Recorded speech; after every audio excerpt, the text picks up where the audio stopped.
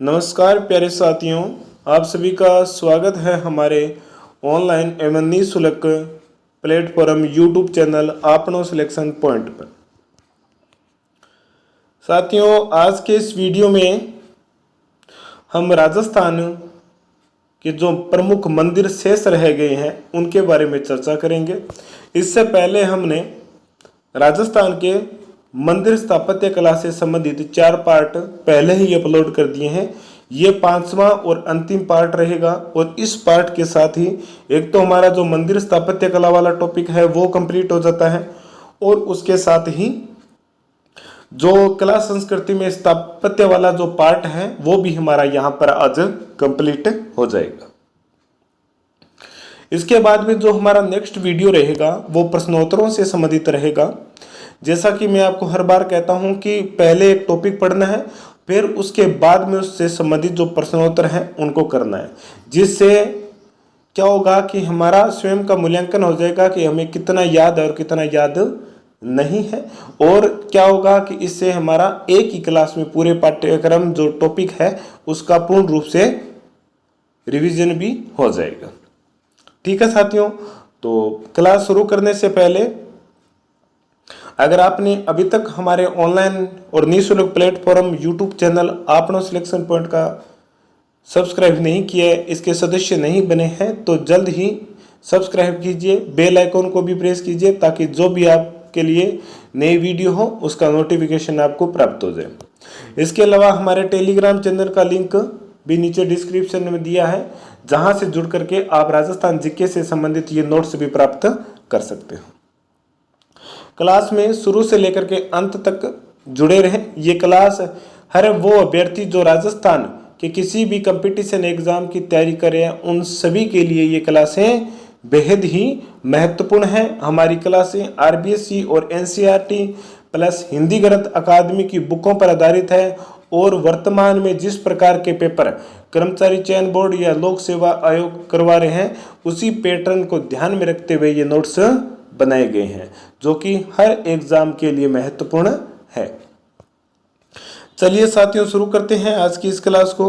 हमने पिछली क्लास में देखा था अलवर, अजमेर, बाड़मेर, बांसवाड़ा, बारां, उदयपुर, चित्तौड़गढ़, इन सभी स्थानों के जो मंदिर स्थापत्य कला से संबंधित जो प्रमुख मंदिर थे उनके बारे में हमने अध्ययन कर लिया था। अब हम आगे बढ़ते हुए राजस्थान के जो अन्य जिले हैं, अन्य कोई धार्मिक स्थल है, वहाँ पर जो प्रसिद्ध मंदिर हैं उनके बारे में अध्ययन करते हैं। सबसे पहले देखते हैं श्री नाकोड़ा जैन एवं भैरव मंदिर। तो नाकोड़ा जो तीर्थ स्थल है, सबसे पहले यहाँ पर क्लियर हो जाता है कि ये बाड़मेर में स्थित है और इसका जो प्राचीन नाम था वो मेवा नगर मिलता है। नाकोड़ा में एक प्रसिद्ध जैन मंदिर है जो कि 23वें जैन तीर्थंकर भगवान पार्श्वनाथ को समर्पित है। इससे पहले भी हमने पार्श्वनाथ जी से संबंधित कुछ मंदिरों के बारे में देखा था। एक मंदिर तो हमने देखा था देलवाड़ा के मंदिरों में। दूसरा मंदिर जो पार्श्वनाथ जी का जो कि प्रसिद्ध है और राजस्थान में अपना अलग ही वर्चस्व रखता है वो है रणकपुर का पार्श्वनाथ मंदिर। क्यों रखता है, जिसके पीछे क्या कारण था कि यहाँ की जो आकृतियाँ तस्वीर बनी हुई है वो काम वासना के विषय पर आधारित है।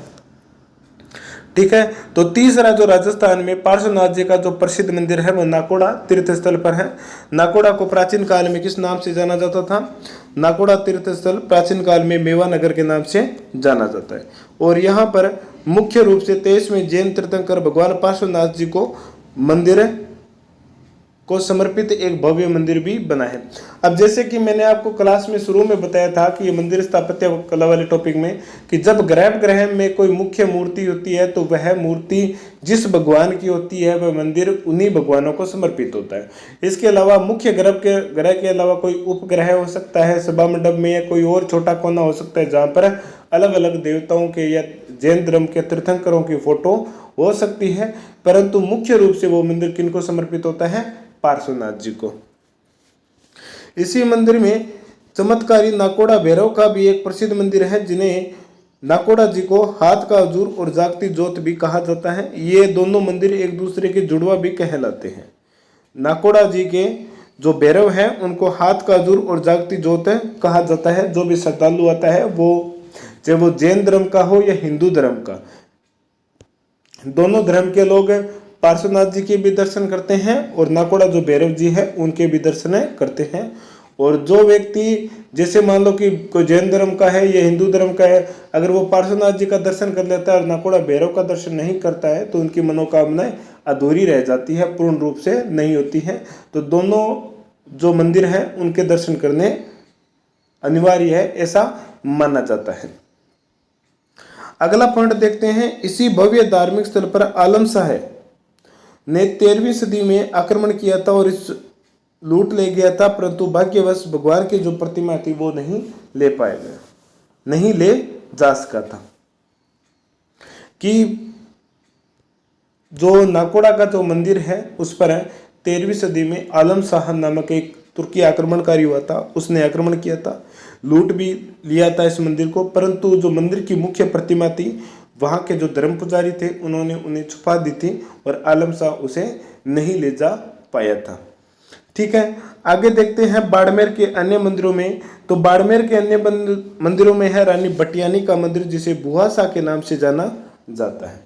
रानी बटियानी बुहासा के नाम से प्रसिद्ध है, एक हिंदू देवी है। पश्चिमी राजस्थान और सिंध पाकिस्तान में ये पूजनीय है। अब यहाँ पर यह बात इसलिए महत्वपूर्ण है क्योंकि रानी बटियानी का संबंध क्या हो गया कि अंतर्राष्ट्रीय स्तर पर हो गया। भारत और पाकिस्तान के जो सिंध प्रांत है उन दोनों से संबंधित होने के कारण ये रानी बटियानी प्रसिद्ध है। बाड़मेर के जसोल गांव में स्थित बटियानी का मंदिर मुख्यतः डोली जाति की आस्था का केंद्र माना जाता है। जसोल गांव में जो बटियानी जी का मंदिर है, ये बटियानी माता किनकी कुलदेवी मानी जाती है, तो वो है डोली जाति की। ठीक है, और डोली जाति की आस्था का ये मुख्य केंद्र भी माना जाता है। रानी बटियानी मूल रूप से थी कहाँ की, तो वो जैसलमेर के जोगीदास गांव की राजकुमारी थी तथा उनका विवाह बाड़मेर के राठौड़ शासकों के साथ हुआ था और स्वयं वो क्या थी, बाटी राजपूत थी। और इनका विवाह किनके साथ हुआ था, तो बाड़मेर के राठौड़ राजवंश के साथ हुआ था। ठीक है, तो बाड़मेर में ये दो भव्य मंदिर है। पहला हमने देखा था नाकोड़ा जैन मंदिर। पहला हमने कौन सा देखा, नाकोड़ा जैन मंदिर, जिसे नाकोड़ा तीर्थ स्थल को मेवानगर के नाम से भी जाना जाता है। यहाँ पर 23वें तीर्थंकर भगवान पार्श्वनाथ जी को समर्पित मुख्य मंदिर है। इसके अलावा यहाँ पर चमत्कारी नाकोड़ा भैरव जी का भी मंदिर है, जिन्हें हाथ का हजूर या जगती जोत भी कहा जाता है। इसके अलावा आलम शाह ने 13वीं सदी पर यहाँ पर आक्रमण किया था और मंदिर को भी लूट ले गया था, परंतु मुख्य जो प्रतिमा है भगवान की वो आलम शाह अपने साथ नहीं ले जा सका था। रानी बटियानी जी का मंदिर बाड़मेर में स्थित है, बाड़मेर के जसोल नामक गांव में। और रानी बटियानी डोली जाति की आस्था का केंद्र मानी जाती है, उनके लिए इनके प्रति विशिष्ट आस्था है। इसके अलावा रानी बटियानी थी कौन, तो ये जैसलमेर के जोगीदास गांव की बाटी राजपूत थी और इनका विवाह बाड़मेर के जसोल बाड़मेर के राठौड़ शासकों के साथ हुआ था। ठीक है, तो रानी बटियानी जी को बुआसा के नाम से भी जाना जाता है और ये एक हिंदू देवी है जो कि पश्चिमी राजस्थान और सिंध पाकिस्तान में भी इनकी मान्यता है। ठीक है, तो ये है बाड़मेर के मंदिरों की विशेषताएं जो कि आपको ध्यान में रखनी है। चलिए आगे चलते हैं, आगे देखते हैं भरतपुर के मंदिर। भरतपुर के मंदिरों में आता है गंगा मंदिर। कौन सा मंदिर, गंगा मंदिर। अब इस मंदिर की विशेषता क्या है कि ये भरतपुर में स्थित है, सबसे पहली बात यही है। दूसरी बात यहाँ पर यह महत्वपूर्ण है कि ये राजपूत, मुगल और द्रविड़ स्थापत्य शैली का यहाँ पर सुंदर मिश्रण भी देखने को मिलता है।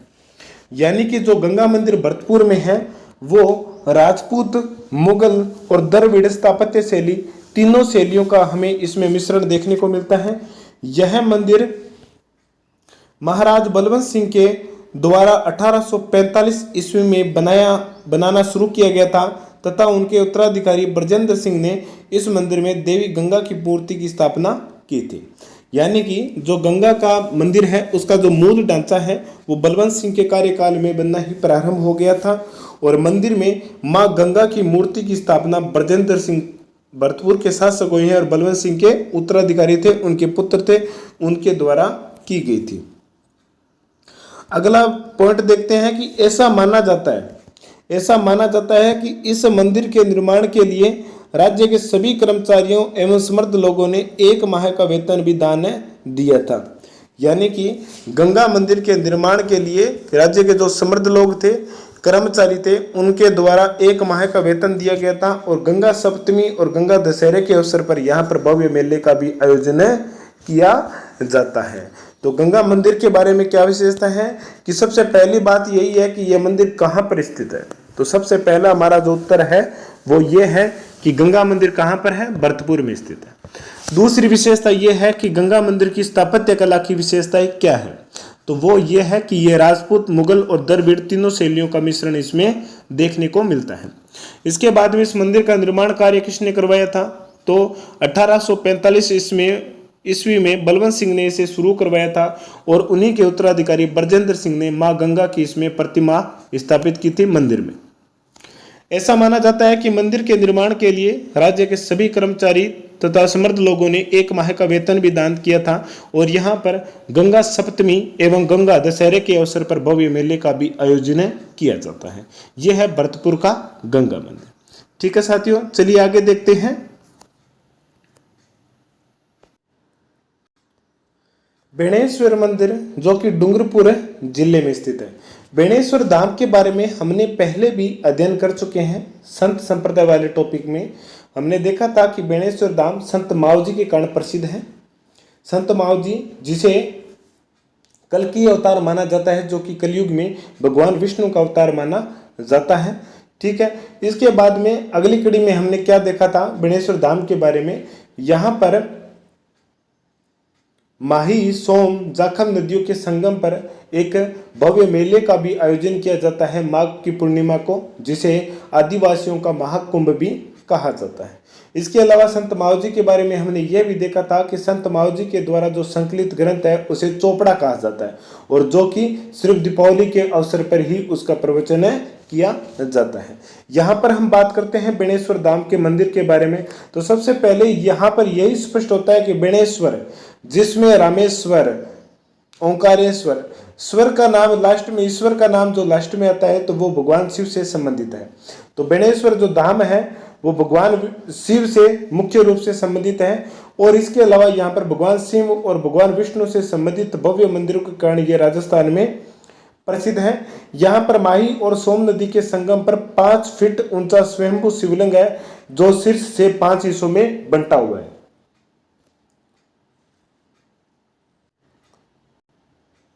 अब ये जो शिवलिंग है इसके पीछे क्या कहानी है कि एक ग्वाला अपनी गाय चराने आता था इस क्षेत्र में। तो जब वो शाम को लौटता और घर पे जाकर अपनी गाय को धोता तो एक गाय के दूध बहुत कम होता। तो लड़का काफी चिंतित था। ग्वाला कई दिन तक उसने ये सब देखता रहा। उसके बाद में उसने देखा कि गाय को कहीं जाते हुए, तो उसने उस गाय का पीछा किया और गाय एक स्थान पर जाकर के अपने आप ही अपने दूध का जो था वो विसर्जन कर रही थी। तब जब वो ग्वाले को देखती है गाय तो वो वहां से भागती है और उस भागने के कारण गाय के खुर से उस शिवलिंग को 5 भागों में वो खंडित हो जाता है। कितने भागों में? 5 भागों में वो खंडित हो जाता है। ठीक है, और इसी कारण वो आज तक 5 भागों में खंडित है और पूरे भारतवर्ष में ऐसा शिवलिंग कहीं पर भी नहीं है जो कि अपने आप में खंडित होने के बावजूद उसकी पूजा आराधना की जाती है। क्योंकि आपने देखा होगा कि घर में अगर कोई भी मूर्ति होती है भगवान की या कोई और अन्य मूर्ति हो तो वो खंडित होती है, तो उसे घर में नहीं रखा जाता क्योंकि वो उसे अशुभ रूप में मानते हैं। परंतु पूरे भारतवर्ष में बेणेश्वर धाम का जो शिवलिंग है जो स्वयंभू है, स्वयंभू का मतलब क्या होता है कि स्वयंभू से यानी कि पृथ्वी से जो प्रकट हुआ है। स्वयंभू ऐसा शिवलिंग जो कि स्वयं पृथ्वी से प्रकट हुआ है वो होता है स्वयंभू शिवलिंग। उसकी शिवलिंग की किसी ने स्थापना नहीं की है, वो अपने आप पृथ्वी से प्रकट हुआ है। ठीक है, और वो शिवलिंग क्या है 5 भागों में खंडित है, लेकिन आज भी उसकी पूजा की जाती है, पूजा आराधना की जाती है, शिवलिंग का अभिषेक किया जाता है। ठीक है, इसके टूटने के पीछे जो घटना थी वो कुछ इस प्रकार थी कि गाय के खुर लगने से वो 5 भागों में टूट गया था, खंडित हो गया था। बेणेश्वर मंदिर के पास ही स्थित है भगवान विष्णु का एक मंदिर। ये मंदिर प्रतिष्ठित संत और भगवान विष्णु का अवतार माने जाने वाले संत मावजी की बेटी जनक कुमारी के द्वारा 1793 ईस्वी में निर्मित किया गया था। बेणेश्वर धाम है वो मुख्य रूप से भगवान शिव से संबंधित मंदिर है, परंतु बेणेश्वर धाम में संत मावजी भी हुए हैं। तो संत मावजी की बेटी जनक कुंवरी के द्वारा ही भगवान विष्णु के एक भव्य मंदिर का भी निर्माण 1793 ईस्वी में यहाँ पर करवाया गया था। इसके अलावा संत मावजी के दो शिष्य हुए हैं, अजय और बजय। इन्होंने भी यहाँ पर एक लक्ष्मी नारायण मंदिर का निर्माण करवाया था, ये भी भगवान विष्णु को समर्पित है। तो संत मावजी की बेटी जनक कुंवरी और संत मावजी के दो शिष्य अजय और बजय ने मिलकर के क्या है कि भगवान विष्णु के अलग अलग दो मंदिर भी बनवाए थे। और संत मावजी को भगवान विष्णु के ही अवतार यानी कि कल्कि अवतार का रूप माना जाता है। आगे देखते हैं, इसी बेणेश्वर धाम पर माघ पूर्णिमा को माही सोम नदियों के संगम पर भव्य मेला लगता है और इसे आदिवासियों का महाकुंभ भी कहा जाता है। यहाँ पर हमने बेणेश्वर धाम की जो विशेषता थी मंदिर की वो देखी है। एक बार पुनः देख लेते हैं कि बेणेश्वर धाम भगवान शिव और विष्णु के से संबंधित मंदिरों के कारण काफी प्रसिद्ध है राजस्थान में। बेणेश्वर धाम में माई और सोम नदियों के संगम पर स्वयंभू शिवलिंग यानी कि स्वयं प्रति से प्रकट हुआ एक शिवलिंग है जो कि 5 भागों में विखंडित है। इसके विखंडन होने का कारण है कि गाय के खुरों से ये 5 भागों में विखंडित हो गया था और विखंडित होने के बावजूद इस शिवलिंग की पूजा आराधना की जाती है प्रतिदिन। बेणेश्वर मंदिर के पास ही विष्णु का एक प्रतिष्ठित मंदिर है, विष्णु मंदिर है, और यह मंदिर एक प्रतिष्ठित संत भगवान विष्णु का अवतार माने जाने वाले संत है जो संत मावजी की बेटी जनक कुंवरी के द्वारा 1793 ईस्वी में इसका निर्माण करवाया गया था। यानी कि जो बेणेश्वर में भगवान विष्णु को समर्पित जो मंदिर है उसका निर्माण किसने करवाया था?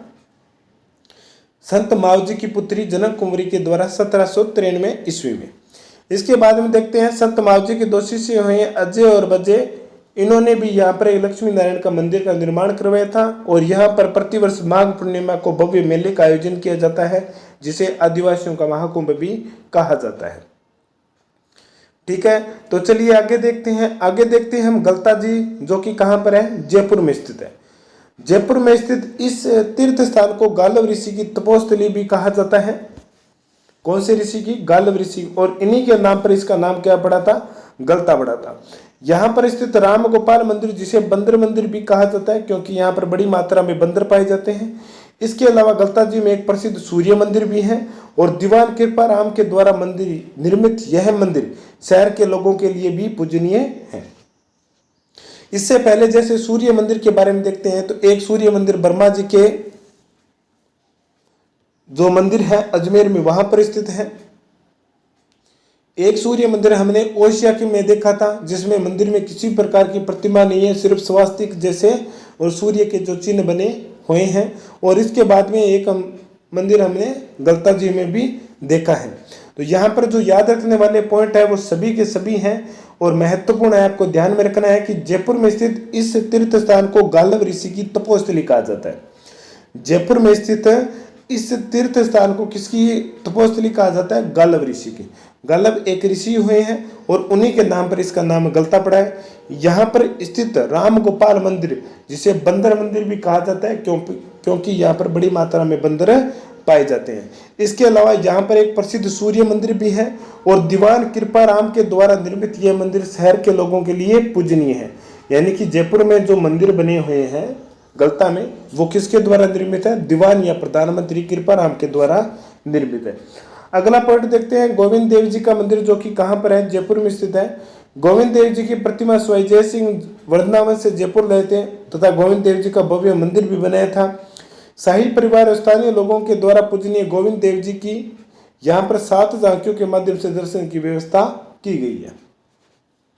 गोविंद देव जी का मंदिर कहाँ पर स्थित है? जयपुर जिले में स्थित है। जयपुर जिले में स्थित गोविंद देव जी के मंदिर का निर्माण स्वाई जय सिंह के द्वारा करवाया गया था और जो प्रतिमा है गोविंद देव जी की वो वृंदावन से लाई गई थी। ये पॉइंट भी महत्वपूर्ण है कि यहाँ पर देखा जाता है कि सामान्य प्रश्न किस प्रकार का आता है कि गोविंद देव जी के मंदिर का निर्माण किसने करवाया था? तो अब हमारा उत्तर रहेगा स्वाई जय सिंह। उसके बाद में थोड़ा सा कठिन लेवल का पूछा जाता है तो वो ये हो जाता है कि गोविंद सिंह के जय सिंह के द्वारा निर्मित गोविंद देव जी की जो मंदिर है उसकी जो प्रतिमा है वो कहाँ से लाई गई थी? तब हमारा उत्तर रहेगा कहाँ से लाई गई थी? वृंदावन से लाई गई थी। और शाही परिवार और स्थानीय लोगों के द्वारा पूजनीय गोविंद देव जी की 7 झांकियों के माध्यम से दर्शन करवाने की व्यवस्था की गई है। ठीक है, तो यहाँ पर दोनों के दोनों पॉइंट महत्वपूर्ण हैं। तो जयपुर में हमने 2 मंदिर देखे हैं, एक गलता जी में स्थित है और दूसरा गोविंद देव जी का मंदिर है जो कि जयपुर में स्वयं जय सिंह के द्वारा निर्मित है। अगला हमारा पॉइंट है सुंदा माता का मंदिर। सुंदा माता का मंदिर जालोर में स्थित है, अरावली पर्वतमाला पर स्थित है। यहाँ पर राजस्थान का प्रथम रोपवे भी स्थापित किया गया था। वर्तमान में शायद राजस्थान के रोपवे हो गए हैं 6, जिसमें 2 जयपुर में है, 2 उदयपुर में है, एक जालोर में है और एक अजमेर में है। जालोर में अरावली पर्वतमाला पर स्थित सुंदा माता का मंदिर एक प्रसिद्ध तीर्थ स्थल है और यहाँ पर एक चामुंडा माता का भी भव्य मंदिर बना हुआ है। सुंदा माता के मंदिर का जो समुद्र तल से ऊंचाई है वो 1220 मीटर की ऊंचाई पर स्थित है। 20 दिसंबर 2006 को यहाँ पर राजस्थान का प्रथम रोपवे भी स्थापित किया गया था और इसी प्रकार का एक रोपवे सीकर में जो जीण माता का मंदिर है वहां पर भी स्थापित कर दिया गया, जिसे सामान्य हिंदी में भाषा में उड़न खटोला कहा जाता है। सुंदा माता का मंदिर कहां पर है? जालोर जिले में स्थित है और ये अरावली पर्वतमाला पर स्थित है और इस मंदिर की जो ऊंचाई है वो समुद्र तल से 1220 मीटर की ऊंचाई पर स्थित है और यहाँ पर 20 दिसंबर 2006 को राजस्थान का प्रथम रोपवे व्यवस्था भी शुरू की गई थी। ठीक है, चलिए साथियों आगे चलते हैं, आगे के मंदिरों को देखते हैं। आगे हम देखते हैं सूर्य मंदिर जो कि झालरापाटन झालावाड़ में स्थित है। झालरापाटन को झालावाड़ का जुड़वा शहर कहा जाता है और इसे सिटी ऑफ वेल्स यानी कि घंटियों का शहर भी कहा जाता है, क्योंकि यहाँ पर मंदिर बहुत होने के कारण सुबह से शाम तक घंटियों की स्वर लहर भी सुनाई देती है। सूर्य मंदिर जो कि कहां पर है? झालरापाटन में। इससे पहले भी हमने सूर्य मंदिर देखे हैं। एक तो ओसिया में स्थित है जो कि वहां पर किसी भी सूर्य भगवान की या अन्य देवताओं की प्रतिमा नहीं है।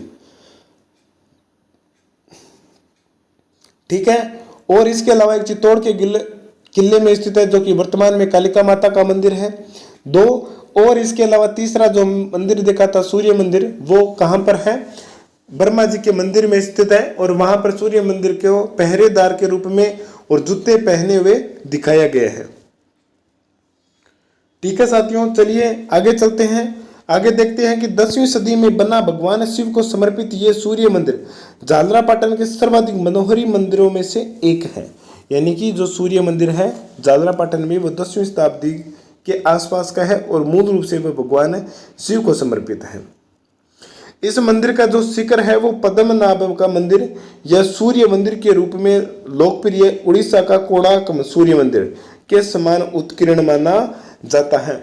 यानी कि जो सूर्य मंदिर झालरापाटन में स्थित है उस मंदिर का जो शिखर है वो जो पद्मनाभ का मंदिर है या ओडिशा के कोणार्क में जो सूर्य मंदिर के नाम से प्रसिद्ध है उस मंदिर के समान है, उस मंदिर के समतुल्य माना जाता है। और इसके अलावा यहाँ पर आदमकद मूर्तियां भी उत्कीर्ण है जो कि पर्यटकों को काफी आकर्षित करती हैं। यह है झालरापाटन के सूर्य मंदिर की विशेषता है। तो सूर्य मंदिर अजमेर बर्मा में स्थित है, एक ओसिया में है और एक चित्तौड़ के किले में है। महत्वपूर्ण ये 3 ही ज्यादा है और आप सभी को इनको ध्यान में रखना है। ठीक है, चलिए आगे चलते हैं। आगे देखते हैं झालावाड़ में हमें बौद्ध गुफाएं एवं स्तूप भी प्राप्त हुए हैं। झालावाड़ में अनेक बौद्ध धर्म से संबंधित प्रसिद्ध गुफाएं हैं जिसमें कोलवी की गुफाएं सबसे महत्वपूर्ण है, सबसे प्राचीन है। इसके अलावा विनायक और हत्यागोड़ गांव के पास की गुफाएं भी बौद्ध स्थल के रूप में प्रसिद्ध है। झालावाड़ में बौद्ध धर्म से संबंधित कुछ गुफाएं हैं जिनमें कोलवी की गुफाएं, विनायक की और हत्यागोड़। यहाँ पर कोलवी की गुफाएं, गांव की जो गुफाएं हैं, ये कई बार एग्जाम में पूछा गया है, परंतु आपको ज्यादातर महत्व विनायक और हत्यागोड़ की जो गांव की जो गुफाएं हैं उनको भी देना है और इनके बारे में आपको पूर्ण रूप से ध्यान होना चाहिए कि विनायक और हत्यागोड़ की जो गुफाएं हैं वो कहाँ पर स्थित है, तो झालावाड़ में किस धर्म से संबंधित है। तब हमारा उत्तर क्या रहेगा? किस धर्म से संबंधित है? तो वो है बौद्ध धर्म से। तो झालावाड़ के ये 2 मुख्य मंदिर हैं। एक तो है झालरापाटन का सूर्य मंदिर। झालरापाटन जिसे सिटी ऑफ बेल्स कहा जाता है, घंटियों का शहर कहा जाता है, क्योंकि यहाँ पर मंदिरों की संख्या बहुत है। और इसके बाद में यहाँ पर 10वीं सदी शिव को समर्पित सूर्य मंदिर भी है। इस मंदिर का जो शिखर है वो पद्मनाभ या उड़ीसा के कोणार्क सूर्य मंदिर के समान या समतुल्य माना जाता है। और इसके अलावा यहाँ पर आदमकद मूर्तियां भी पर्यटकों को काफी आकर्षित करती हैं। आगे देखते हैं बौद्ध गुफाएं, जो कि कोलवी की है, झालावाड़ में स्थित है। कोलवी के अलावा यहाँ पर विनायक और हथियागोड़ नामक है गांव है, वहां की भी बौद्ध गुफाएं काफी प्रसिद्ध है। आगे चलते हैं, आगे देखते हैं करौली जिले के बारे में। करौली में महावीर स्वामी का भव्य मंदिर है। कौन से? 24वें जैन तीर्थंकर हुए हैं महावीर स्वामी, उनका भव्य मंदिर है। करौली में स्थित यह मंदिर जैन धर्म के 24वें तीर्थंकर भगवान श्री महावीर स्वामी को समर्पित है। और यहाँ पर चैत्र शुक्ल त्रयोदशी से वैशाख की कृष्ण प्रतिपदा यानी कि एकम तक भव्य मेले का भी आयोजन किया जाता है। तो करौली में जो महावीर स्वामी का मंदिर है, उस मंदिर में या महावीर स्वामी का जो मेला है वो कब लगता है? तब हमारा उत्तर रहेगा चैत्र शुक्ल त्रयोदशी से वैशाख की कृष्णा प्रतिपदा तक। ठीक है, यानी कि एकम तक महावीर स्वामी का भव्य मेला लगता है।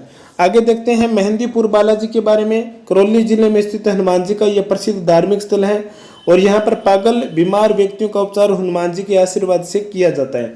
इसके अलावा जो ओपरी की शिकायत होती है, जैसे भूत प्रेत की शिकायत होती है, जिनके पीछे लग जाते हैं तांत्रिक, उनसे छुटकारा पाने हेतु भी मेहंदीपुर लोग जाते हैं। ठीक है, तो करौली के जो भव्य मंदिर है उनमें महावीर स्वामी का मंदिर है और दूसरा मेहंदीपुर बालाजी का मंदिर है। महावीर स्वामी का मंदिर है वो 24वें जैन तीर्थंकर हुए हैं और इनके मंदिर में चैत्र शुक्ल त्रयोदशी से वैशाख की कृष्ण प्रतिपदा तक भव्य मेला लगता है। और इसके अलावा मेहंदीपुर बालाजी का मंदिर है वो भगवान हनुमान जी को समर्पित है और यहाँ पर पागल एवं बीमार व्यक्तियों का निःशुल्क रूप से उपचार किया जाता है। ठीक है, ये होगी मेहंदीपुर बालाजी की विशेषताएं। चलिए अब आगे चलते हैं, आगे देखते हैं जग मंदिर के बारे में। कौन से मंदिर? जग मंदिर। जग मंदिर कहाँ पर स्थित है? कोटा में। एक जग मंदिर उदयपुर जिले में, उदयपुर के पिछोला झील में स्थित है, जिसका निर्माण करण सिंह ने प्रारंभ करवाया था और जगत सिंह प्रथम ने उसे पूर्ण करवाया था। लेकिन कोटा में जो स्थित जग मंदिर है उसका निर्माण कोटा के महाराज दुर्जन साल की महारानी एवं मेवाड़ की राजकुमारी ब्रज कंवरी ने किशोर सागर जलाशय बनाया और फिर उसी सागर में प्रसिद्ध जग मंदिर का निर्माण करवाया था। क्योंकि जो कोटा के शासक महाराज दुर्जन साल थे, उनकी जो पत्नी थी वो उदयपुर की राजकुमारी थी और पिछोला जेल में बने उसी जग मंदिर को देखते हुए और उसी की तर्ज पर कोटा के जग मंदिर का निर्माण करवाया था। किसका निर्माण किया था? कोटा के जग मंदिर का निर्माण करवाया था किशोर सागर नामक जलाशय में। चलिए आगे देखते हैं, आगे हम नागौर में जोड़ना मंदिर, जोड़ना जो कि भगवान हरिराम दास जी को समर्पित है। नागौर में जोड़ना नामक एक छोटा सा गांव है जो कि हरिराम जी महाराज की जन्मस्थली माने जाता है और उनसे संबंधित है ये स्थान है। हरिराम जी के मंदिर में सर्पदंश से पीड़ित व्यक्ति का उपचार किया जाता है और यहाँ पर प्रतिवर्ष भाद्रपद की शुक्ल चतुर्थी और पंचमी के अवसर पर भव्य मेला भी लगता है जोरडा गांव में। ऐसा माना जाता है कि हरिराम जी के मंदिर में हरिराम जी की प्रतिमा नहीं होती बल्कि सांप की बांबी कुरी हुई होती है। जिस प्रकार जैसे हरिराम जी महाराज, बबूता सिंह जी, नक्तपना जी, तेजा जी, पाबू जी, ये सभी सर्पदंश के इलाज करने वाले देवता माने जाते हैं। तो यहां पर देखते हैं एक बार पुनः जग मंदिर जो कि कोटा में स्थित है। कोटा के महाराज दुर्जन साल की पुत्री,